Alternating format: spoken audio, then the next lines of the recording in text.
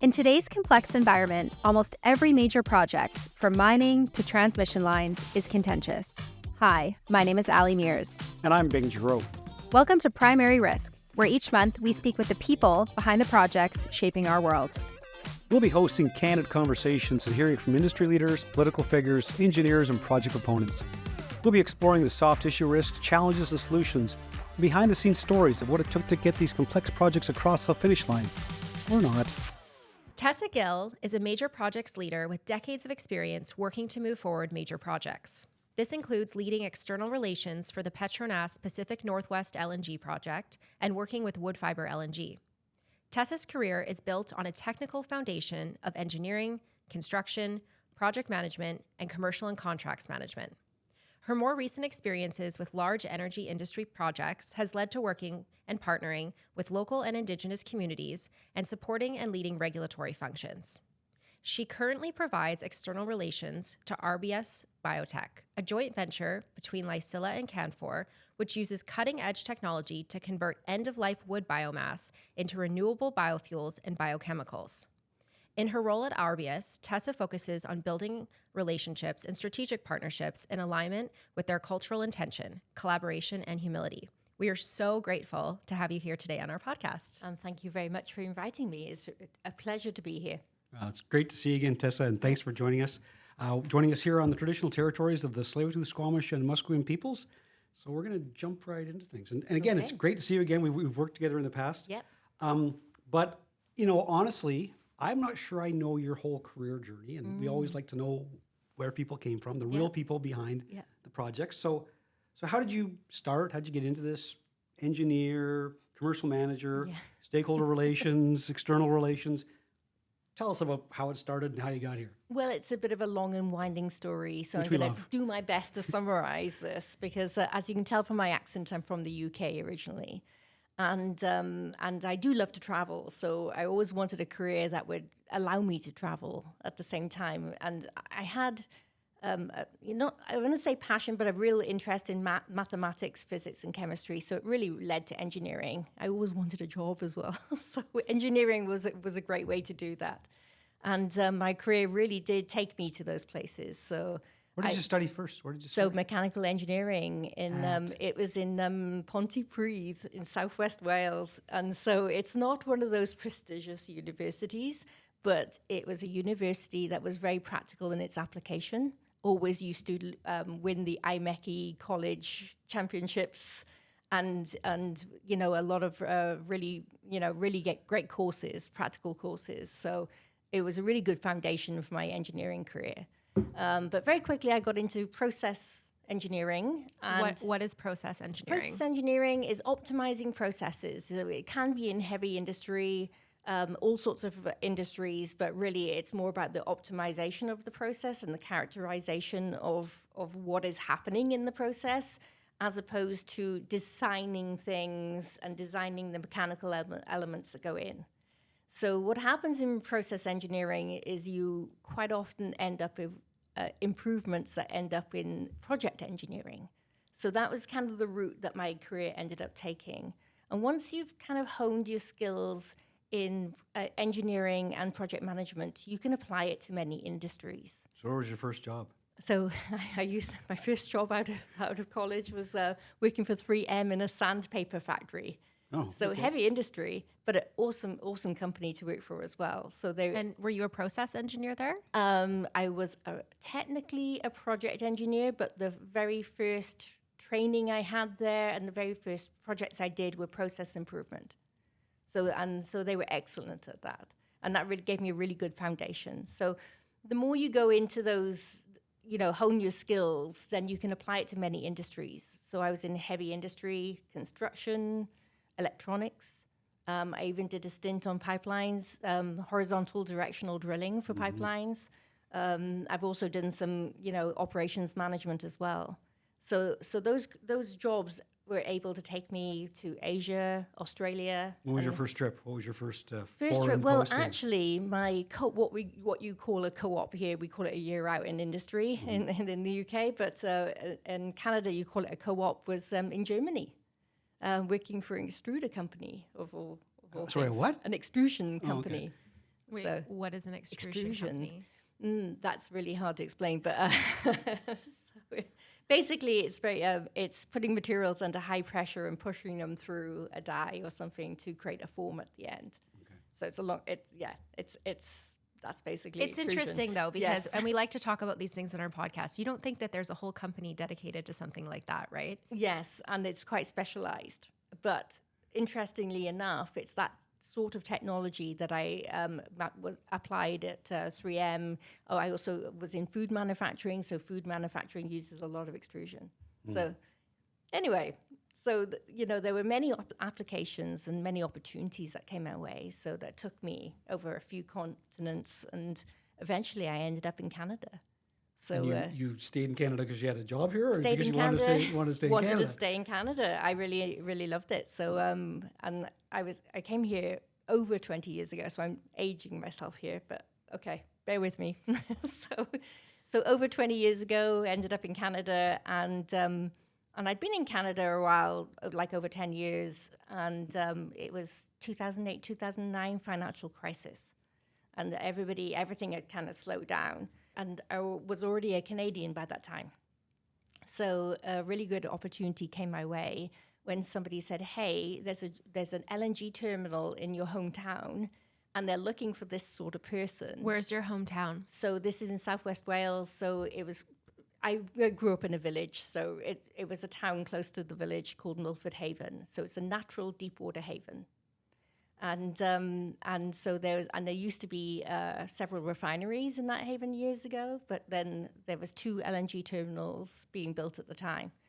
And somebody said, hey, there's an opportunity here. And it was a really good opportunity. And I was like, okay, this is an opportunity also to spend some time with my extended family who I hadn't seen on a long-term basis for quite some time. So I took the opportunity, and it was good. And that's how I ended up at Dragon LNG. So what happens in project engineering and project management, the bigger the projects, the more important the contracts are, and the contractual side of it for your project success, getting that right. And so that's how I ended up more in the contractual side, and then that led to the opportunity at Dragon LNG. So what were you doing at Dragon LNG? So I was the commercial manager, responsible for everything contractual. So Everything contractually. So it was a huge range. And I had some help. There was a team, so I had a procurement team, but I was also responsible for the throughput agreements for the facility and dealing with the main regulator in the UK that regulates natural gas production, if you like. And so it gave me a huge range of experience in the LNG world, but also the oil and gas world, and how those companies work and how the large major projects work as well. What was the size of it? I don't recall how big were those ones. I can't remember the exact throughput. I should remember. Like in the scale of LNG Canada to Woodfibre. So it's smaller because it's a regasification terminal. It's an import terminal. Okay. And so they are smaller. So there's some parallels with the technology, but there are also some non-parallels with the technology. So the liquefaction facility is quite a bit larger, and so this would be on the receiving end of so LNG Canada, for example, would ship to a facility that would look like Dragon LNG. So I was on the receiving end where we turn the LNG into gas and then send it into the grid. So you're at Dragon LNG, you're back in Wales, spending some time with the fam. And what pulls you back to Canada? Well, at the time that I moved to Wales, for the role at Dragon LNG, my husband stayed in Ontario. So we were living in Ontario at the time. And my stepdaughters were at a critical stage in their schooling at high school. It wasn't a good time to move to a brand new system, for them to experience that in the UK. So we were seeing each other every 2 months. So after about 3 years, we were like, okay, we've had enough of the distance thing. And I expressed, so during that time, I was working for one of the terminal developers, a company called 4Gas. And I was seconded in as the commercial manager. So I was also representing their interests in the joint venture. And so what happened is Petronas, who were one of the throughputters, actually purchased 4Gas's shares in the facility. And they offered me the job to continue then doing the same role, but working for them. So that's how I ended up working for Petronas. And then after 3 years, I said, hey, I'd like to go back to Canada for obvious reasons. And I said, well, we've got this project in British Columbia. And that project was Pacific Northwest. Pacific Northwest LNG. So what year was this again? So that was 2012. Well, let's talk about 2012. So why was Petronas interested in coming to Canada at that time? What was happening politically? What was happening economically in Canada at that time that had them interested in BC in particular? Well, Petronas already had a relationship with Progress Energy because Progress Energy had holdings in the North Montney region, northeast BC. And so with the development of shale gas and the opportunity, everybody discovered that there were huge reserves in British Columbia that were largely untapped. And so there was a great opportunity to make the most of those reserves, and the proximity then to a coast was, made a natural choice for turning natural gas then into LNG. And so you approached them saying, I would like to go back to Canada. They said, well, we've got this little thing called the Montney in Canada. They kind of said, we're thinking about a project in BC. Okay. So the project, so when you came back to Canada and settled in BC, where was the project at? Maybe paint a bit of a picture for our listeners around where was the project at? Had the site been selected? What was your role that you were originally brought in to do? So the site had pretty much been selected because they were in a stage of pre-feasibility, and so what happened is that they had selected a site based on the fact that it was within Port Authority lands, and it had really good access to shipping lanes, and it was a good location. So the site was pretty much selected, and at the time, I was going to go and help. I was kind of employee 001 on the ground. Well, right? I think similar Dave knows this well. First boots on the ground. A similar story, as you know, with Woodfibre.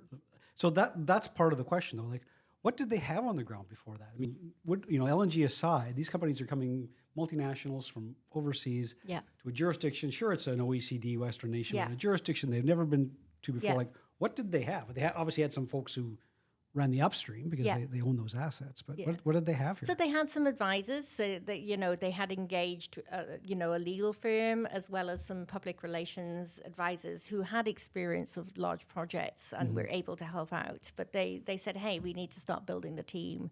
We need to find an office. Just basically start everything. And so I was the first person over there doing that. Did you have to source the photocopier as well? With Woodfibre, I had to do that. Pretty much everything, right? So you have to really set everything up. But at the same time, the idea was that I was going to come over and eventually move into the commercial role because of my experience with throughput agreements and those types of agreements. But I think I'd been here about 5 minutes, and I'm like, okay, we need to focus on the external relations and the external side. It didn't take me long to realize... Where was the epiphany on that? I mean, it was the right thing to know, but where was the realization? Okay, so one of the things, just going back to, Indigenous relations, Indigenous culture, and Indigenous matters, you don't really get much exposure to that in Ontario, where I was, when I originally came to Canada, or at least not enough. And then, of course, being in the UK, there really wasn't any exposure to that. So then coming here and understanding the complexities, and of Indigenous cultures, and what makes it complex also makes it wonderful to be here because you get so much awesome exposure to things that you wouldn't necessarily have exposure to in other experiences. So that's what I really like about being here, by the way. So you went up to Prince Rupert? Yeah. And what time of year was it when you first went up to Prince Rupert? It probably was winter. And so the rain was coming sideways? I think it's one of the highest rainfall areas in British Columbia, isn't it? So not a dry place. No. But people were very friendly, and it's an awesome community. And but what had been explained by advisors before was the landscape. Okay, and remember the context as well. 2012, there was a major oil pipeline who was trying to do an oil pipeline across the province, and they were facing difficulty. Northern Gateway. Yeah. And they were hearings were going on about the time. I think it was one of my early visits to Prince Rupert, and hearings were actually going on in the town, and I could see people staying in the local hotel, walking down to their hearings every day, and it was interesting to be there in that context. So communities were understandably cautious about this new thing, LNG, these major projects coming into town. And of course, it involved a pipeline.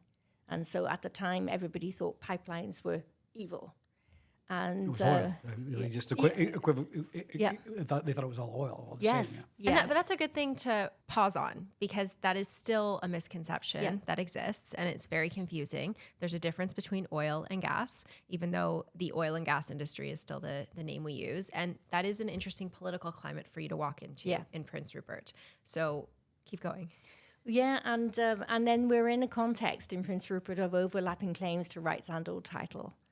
And so it's a lot for a company to navigate in that context. So how did that start? With your first meeting, did you meet with the Lackwellams? Did you meet with the Metlakatla? How did that start? I wasn't originally responsible for Indigenous relations, so there were some other... Was that consultants or staff? It was consultants and some staff from... companies that we had affiliation with. And again, remember, I can't speak for Petronas here in this context. I no longer work for Petronas, but so there were some advisors on the ground, and we had some really good advice, but that doesn't necessarily make any of this easier, because you have to build relationships. And when you're a major company trying to get a project moving along and they're like, okay, schedule, timeline, I had some really good advice from one advisor, and he's like, okay, we can do this the fast way, the slow way. It's going to take the same amount of time. Wasn't he right? And that's the context that we were in. I'm looking for an anecdote in one of your first meetings. Like, what was obviously it's the first time you've been in that sort of a situation. How did that go? So one of the things that I learned from Dragon LNG was a little bit about the LNG industry, some of the safety standards. I was frankly highly impressed by the safety standards, how much you control work on site, and it was impressive. It really was. The redundancy in the safety systems and the environmental controls was absolutely impressive.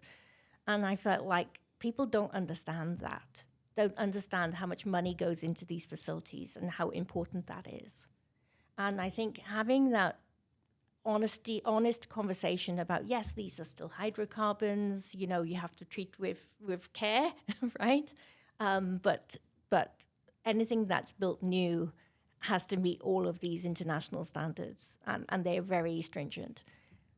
So you're going in and you're communicating that to Lackwellem, Metlakatla, other nations, talking about safety, highlighting the differences between oil, for example, and gas. And you're in these meetings, and it's the first time you're ever really meeting with nations. Yeah, but even those messages you don't even have those messages first, really, because you're meeting first of all. You're meeting, learning each other and saying, we're looking at a project, and and they were varying reactions. They really were. And some were cautious, some are sometimes non-communicative, which are the same as caution, and sometimes mistrust, which is understandable, and some were quite interestingly vocal. And so there was a range of responses, I think, to our approaches. You're up there and you're having these meetings, and when did Petronas decide, okay, well, she's actually really good at having these meetings and facilitating these meetings, and we're going to change her job to external affairs? Did that happen naturally, or was that a decision? It kind of happened because they were like, okay, you've already started this, let's carry on. And just to be clear, I wasn't completely responsible for the Indigenous relations side, so I was responsible for external relations, supporting the regulatory team. So the regulatory team had the full responsibility for the interaction with Indigenous communities, and I was supporting their efforts. So I can't take all of the credit for all of the meetings. It's always a team effort, anyways, in these big projects. You never know. How big was the team? And so I think I had 4 or 5 people working for me at peak. But the regulatory team was probably easily 8 or 9 people. And then, of course, there's consultants. There's a large consulting team that works for your regulatory team. And they're covering off all those Yes. sort of corporate affairs, external affairs issues, like the non-Indigenous community, the community. Well, I was, for external relations and government relations there as well. And but the regulatory team, I mean, there are so many permits that you have to get. It's not just one EA process. Yeah, I think we want to talk about that more. We're going to jump to that. Touch on that. But okay, so site selection. Initially, there wasn't really an issue. Initially, no, on the surface. We all have to admit, like any community around the world, there people are not uniform, right? You may have some leaders that support something and some who oppose, and individuals, and so I think sometimes external people observe these things externally, like, were they for you? Were they against you? Well, that's not the way the world works, right? So. But as the concerns were raised, then we worked really hard, and that's what took an awful amount of time. Then is working hard to really study and understand what the concerns might be, and then implement put into the plan to implement the mitigations so that those concerns or worst case scenarios would not happen. Absolutely. You're legally held through the environmental assessment process to answer every single question that's put forward and what mitigation measures you're going to put in place. Yes. And so you did that, and you went through the whole regulatory process and were successful. And you received a provincial EA in 2014, federal EA in 2016. Things are exciting. Tess has done her job, gold star. And then the investors are thinking we're going. Things are happening. So walk us through maybe that process, getting those things accomplished, what that felt like, and then what changed after that. So I mean, first of all, I just want to say it's very sad that people don't remember this, that we got all of our approvals and we ended up with all of our agreements. We remember, Tess. Yeah, I remember. So, it was a long process, especially the concerns specifically around the site. It did take a while. Pipeline actually just made really good progress on their agreements. And that's what pipeline was feeding. So that was Prince Rupert Gas Transmission. And just to digress, who was running that process? Because that would be TransCanada at the time. Okay. Yeah. So that was your partner on the pipeline. Yeah. Yes. That's right. Yeah. And but answering those concerns and doing those additional studies that were required around the mitigations, the concerns and potential mitigations around the island itself, that's what took an awful lot of time towards the end. It was a long process. So and how many years? How many years did it take to get the EAs? Well, talking about what was my job, it's quite sad, really. I switched the lights on at the project, and I was there when we switched the lights off. So that was 5 years. So I can't remember exact time frame, but we were probably 4 years from putting together the project, what they call the project description, which really starts the environmental assessment process. Probably about 4 years from starting to do that to sort of having that approval. So this is maybe a sensitive question, and because you're not trying to point fingers or anything, but do you think there was an understanding, and this is important, I think, for people who want to come to Canada to invest and build, whether it's an LNG facility or a mine or a pulp mill or what have you, do you think was there an understanding of the sort of comparative level of risk for these non-tangibles, community versus the technical risk? Was there an understanding, and do you think they were resourced properly? And the reason I ask is the name of this podcast is Primary Risk. Yeah.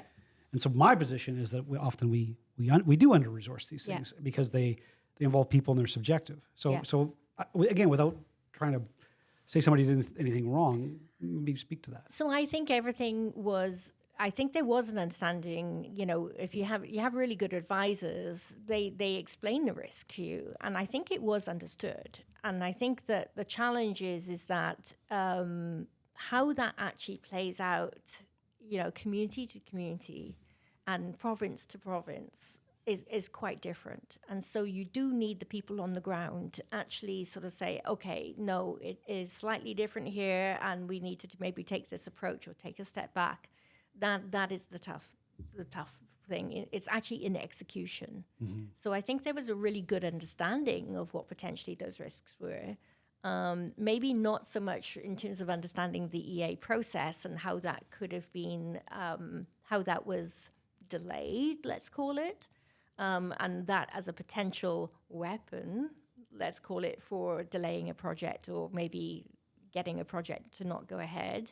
And let's face it, that is something that can be used against a project if an interested party doesn't want it to proceed. Yeah. Well, and I, there's projects all over this province, and again, not just, certainly in Canada, not just LNG, that the delaying, you just delay it long enough so the investors lose interest, or the commodity cycle changes, or what have you. Yes. Well, and let's talk about those investors, because the long maybe. We do spend a lot of time talking about the boots on the ground issues, but one thing you're dealing with working for an international company is they have a lot of projects that they're looking to invest in. And while, we have ENGOs and other parties delaying projects domestically, you have Petronas and other investors saying, okay, well, we have all of these other projects in other places in the world, and how are we going to move forward with this one? Is it important? Does it look like it's going to move ahead? And you're having to kind of brief up to that as well. So maybe if you can give us a bit of color on what that's like. Yeah, absolutely. And capital does flow to the path of least resistance, right? And so you are on a list of, especially these major organizations, you are on a list of projects that they have all over the world that are the long pipeline, let's call it, for their portfolio, their future portfolios, and for energy supply. And I want to say fighting, but you're vying. You're certainly competing. You're competing to remain relevant on that list. Yeah, you're competing domestically, but you're also competing internally. And to get the attention of the board or what have you. I think we've hinted at this, but ultimately Petronas decided to pull out of the PNW project in 2017. So what led to that? Was that there were so many other projects that were fighting for capital? The prices moved as well, right? The prices moved, and so that was the public statement is that, it was their long-term view on energy pricing, okay? And whether, and that boils down to return on investment. So if you look at a return on investment, it could be because mitigations became too expensive. Maybe the project became too. I can't speak for Petronas, but who knows? There may be several factors that go into these types of decisions, right? At the end of the day, it's the return on investment. It certainly didn't help that John Horgan got up there and said this project isn't going ahead when he was elected. Well, then that's a political risk, right? That's a political risk, yeah.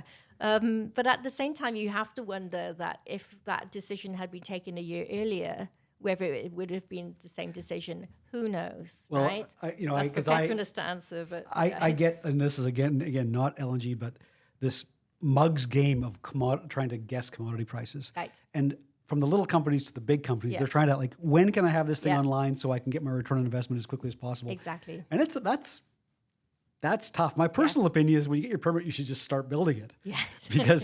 Because go. You'll miss the cycle. Yeah. And it's funny because if many of these projects had they been built, probably would have paid themselves off with the price jump in COVID after COVID. But you look into your crystal ball. Yeah, crystal ball. And at the end of the day, the return on investment is one factor, but risk is another, right? So they do have to weigh all of those factors up and sort of say, okay, do we have that appetite for risk as well? And sorry to belabor this, but I think, again, people who may be listening to this podcast, domestic people like British Columbians and Canadians, this is such a great place. Who wouldn't want to come here? It's beautiful and invest and look at all the, the intelligent and well-educated people we have here. Why wouldn't you want to come here? Mm-hmm. Well, that's a bit myopic, right? Yeah. I mean, there's lots of great places in the world to put your money. Yes. And I think we sometimes hang our hats on why wouldn't you come here? Well, and back to Tessa's point on having to brief up to her ownership, I mean, there's a lot of other places that the companies are looking too, right? We have to do, I think, a better job provincially and federally of marketing ourselves and making it an easier place to invest our money. And when you do come, giving you a process to get to the outcome, whether it's yes or no, but not the long maybe. I mean, we toss the word certainty around, but it is certainty that everybody's looking for, right? So you spent 5 years on this project, 5 years of your life, hard years, and Bing went through that lots with of air Woodfibre. miles. Lots of air Prince miles. Rupert Airport. Yeah. Living the dream. And then you had to turn the lights off. So maybe if we can just take a pause, what was the hardest part of that project in your mind? To you personally? Well, I think that was a lot of, personal investment, 5 years of that. I think there were some very frustrating times. There were difficult times. I mean, I've been in very difficult meetings, difficult presentations in front of communities that already have been, maybe other interests have already kind of poisoned the well a little bit, and you're having to answer difficult questions, which I'm never afraid of doing. But it takes its toll, right? Because so I want to start with the positive. What got me up in the morning to overcome this was that projects like these move the needle on GDP. And I'm like, okay, so this is of interest to every Canadian, no matter your background. This is important, right, for Canada. Absolutely. And that's what got me up in the morning through the difficult times. So I just want to put that out there, because it wasn't all difficult. But that's, I mean, that's, like, I really appreciate that answer, because again, the people behind these projects, like, you're not just there to take a wage. No. You can take a wage in many parts of the world, and many, other sort of, I guess, less confrontational projects, but the ability to make a change, like, absolutely, doing a major project, and yes, it starts and then it finishes, assuming it goes well, but there's a lot of pride and excitement in those kinds of things. I was part of something that was bigger than me. Yes. That's exactly what got me up in the morning. And what was very frustrating is that, the media, and this is one of the reasons I believe that you started this podcast, the media doesn't report any positives hardly ever, because it's conflict that sells, right? Conflict and sensational stories that really sell. And so it was very difficult because, as you know, the situations are complex. The relationships are complex, and there's the complex projects, and you can't tell the whole story. And that was very frustrating, because you're either keeping the confidences of your true supporters who are really helping you, trying to push this through, but don't want to be in the spotlight, or you don't want to get into a public mudslinging, because that never achieves anything. Mm-hmm. But you do instinctively want to defend yourself and say, well, actually, that's not quite true. And other interested parties don't always have to tell the truth. No, there's no regulation. Yeah. You're required to respond to all those EA questions. Exactly. And they can all be to require factually yes. to them. And if they don't like the answer, they can ask again. Yeah. Whereas though your detractors, I mean, it can, let's straight up. Say you can anything. Throw it against the fan and throw it against the wall and see what sticks. Right? Yes. I mean, and again, that really misses that there are people's lives. Yes. Like, people are, yes. whether you're Tess or you're Allie or you're the welder on that pipeline who's being yelled at, like, these are real people. Yes. Thanks, Tess, for spending some time talking about Pacific Northwest LNG. And, I think Bing and I agree on the fact that it's really impressive that you got through 2 EAs and were leading that project through. And then after Pacific Northwest LNG, you came over to the dark side, to Woodfibre. Dark? Where Bing was kind of high-fiving you on the way out the door, and you were taking over as the VP of Corporate Affairs. And you came in at a really interesting time. Mm-hmm. So it was post-environmental assessment approval, federally, provincially, and Squamish Nation as well. We were doing pre-construction planning, permitting, amendments, implementing the IBA that was signed with Squamish Nation. What are some of the challenges between achieving an EA and starting construction? Well, I think for projects of this size, I think what people don't realize is that design is still ongoing. You don't do all of the design up front. And so this is some of the challenges we have with the EA process fundamentally, is that the maturity of the design is only just enough to sort of describe the project, but you're really hoping that no changes are going to happen after that. And, sorry to interrupt there, but it's like somebody listening who's a layperson, like, well, why wouldn't you just design the whole thing? But the whole point of the EA is so that there can be input to improve. Yes. So you need to, you don't want to have it fully baked. No. I don't want to just bring you like, here's the pie. Well, I didn't want apple, I wanted cherry. Right? Exactly. I mean, it's this idea that it's going to be fully done and given. Yeah. It's not supposed to be fully designed. And really, most of these projects don't want to take an investment decision until they know they've got a regulatory approval. Okay, so so how much money do they spend on fully designing the project until they know that they've got some certainty? Yes, it's a huge amount of engineering, horsepower really, to get it to a point that you can actually construct. And so during that time, during the EA process, or even during full design, you can find improvements, whether they're financial improvements or they're they're improving the environmental impact. And if they change how you fundamentally described the project would impact the environment, you really have to start again. And you don't have to start the whole process again, of course. It's an amendment, but the timeline is almost the same. And the amendments always, amendments are, I mean, we worked on amendments together at Woodfibre. What fun. Those were the days. And they are almost as lengthy as an EA. Yes. You're going back, you're consulting with the community, you're spending millions of dollars, which we already talked about how hard that is for and investors. your detractors want to bring everything they didn't get across. They get another shot. There's another and round. everything. Never mind what you're just looking at. Yeah, the amount of times you say, we're not here to talk about X, we're here to talk about Y during the amendment periods. Doesn't matter. And I mean, it is a fundamental flaw because you're getting an environmental certificate based on 20 or 30% engineering. And then you're making amendments, and those amendments are then taking up months and years of time. And they're amendments to improve the project, improve it. Maybe Indigenous community wanted it moved or changed. You know, on Woodfibre, we changed the cooling system. Yes. Right? That was because the community wanted it. Yes. And then Absolutely. so then it's almost like you're punished for and trying to do the right thing. Here we go again. You have to start again. So I think that's a real challenge. And so it takes a long period of time to just even do the detailed design ready for construction. And I don't think people realize how much work really goes into that. So that's a long period of time. And I think during that time, you want to also maintain relationship with your external champions, right? People who support the project and really help the momentum in the community as well. And those champions could change during that time period. A lot can change during that time, and you don't start constructing, as you said, right away. You want to start constructing right away, but you can't. New mayor, That's new such a chief. good. Yeah. It's such a good point. I mean, the community, the district of Squamish, had completely changed since the environmental assessment had been approved provincially, and the Squamish Nation leadership had completely changed. But to their credit, to the Squamish Nation's credit, and I think it's important to acknowledge that they stood by the process they had initiated. Yeah. Yes. So you know, they were fair. Absolutely. Yes. I can't say the same about all others.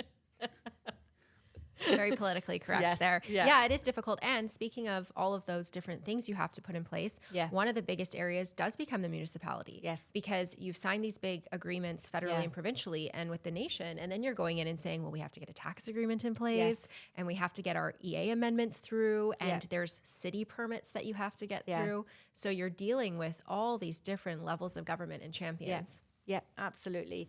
So so a lot can change in that time, and so that is another risk, as you say. But it's important to have people on the ground. Again, boots on the ground, really, really does help with that, and maintaining that consistency and momentum of the project.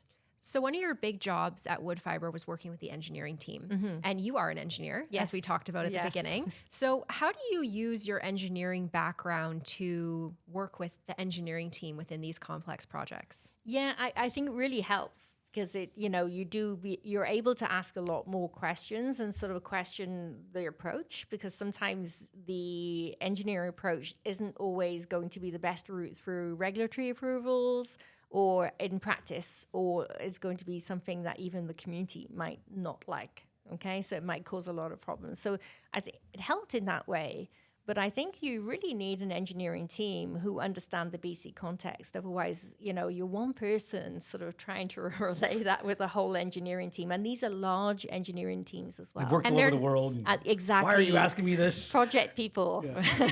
Often based in the same place as projects. Like we talk about boots on the ground, but in the case of Woodfibre, the engineering team is down in Houston. Yes. Yeah. Texas. Yeah, absolutely. And it depends if you're using a contractor. They could be wherever. They could be anywhere in the world. And so that is a challenge, because there's different approaches in different jurisdictions, and they make the mistake of thinking that is going to be the same in British Columbia. And it's different here, right? As we know. We could rename the podcast to It's Different Here. Yeah. Yeah.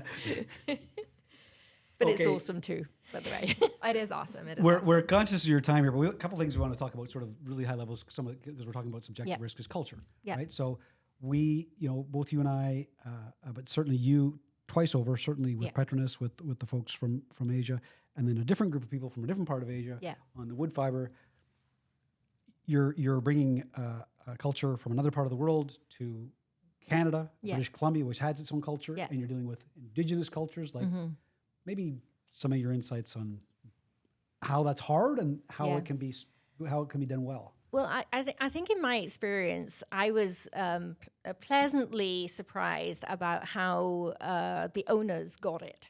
Okay, they got the concept of what was happening here, and they got the concept of Indigenous rights, which was awesome. Okay, but sometimes it's hard then for that to translate into execution, and sometimes the difficulties you have boil down to the individual culture of the organization themselves. And how that is implemented. Because sometimes the challenges, as we just talked about, engineering, for example, could come from another province, it could be another part of the world. And sometimes that's the biggest challenge, and it isn't always the owners. So I think that's what I found working with owners, overseas owners, is that because of their overseas experience, they have got the experience to know that it can be different in different jurisdictions, and they get the proper advice. So I think it comes down to execution in terms of how you go about it, and then getting, again, boots on the ground, getting into the minutiae of how we might need to adjust strategy in order to be successful in the project. And having the flexibility, right, within the organizations to change. But the the right of that flexibility must be on the ground. Yes. Right? It can't be done by remote control. Exactly. And so you kind of need to have that. If you're in a hierarchical organization, which they often can be, you need to have that direct access to sort of speak frankly and say, okay, no, we've got to make some changes. So that's important.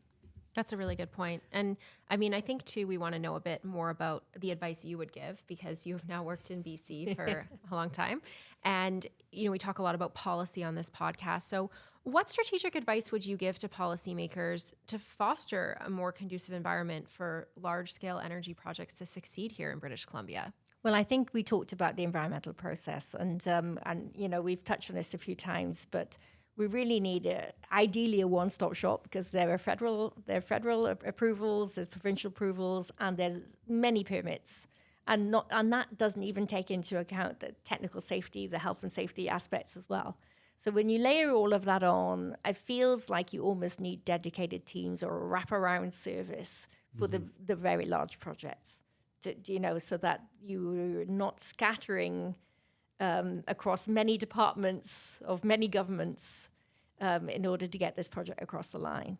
Imagine how many more investors would come to Canada if you had a one-stop shop. Yeah. Yeah. Well, it's a process that's transparent. Yes. Having a transparent process, and it remains transparent. Yes. So what you've said here is not, it is not different than what we're hearing from many different industries, and really a lesson that, I'm hoping our public policy leadership is starting to absorb. And I think from the federal government perspective, and I think that there is some flexibility sometimes, because you don't want, for example, anti-dumping legislation or tariffs to impact your import of your very specialized equipment, and that can't be built here in Canada.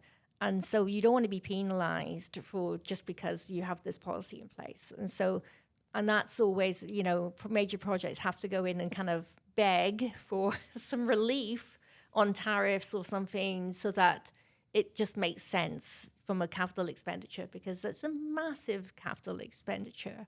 And so, help out a little bit, because the tax revenues, while this project's in operation for 40, 50 years, are still of major benefit to Canada. Well, and speaking of media, I mean, you oftentimes see these big headlines in news outlets all across Canada of, big industries getting tax breaks, they're getting tax breaks. Well, let's look at it a little bit differently. Perhaps the major industries are getting some tariff shifts on big items that can't be built in Canada. Yeah.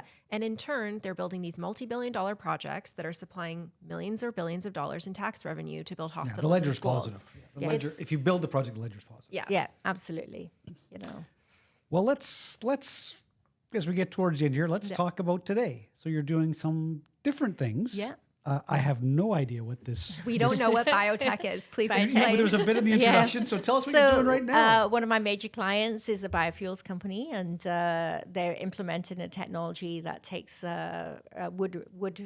forest products residues. And so, I don't want to call it waste because sometimes they're used for other purposes, but it's a low value residue, and turning that into a bio oil, which would then go into refineries for refining. And it's got a lower carbon footprint than the fossil alternatives. So there's no burning in that process. It is like a conversion process, turns it into a bio oil that can go into refineries for refining into transportation fuels for hard to abate sectors, such as aviation or marine transportation. So the total process has a low carbon footprint, lower carbon footprint than the fossil alternatives.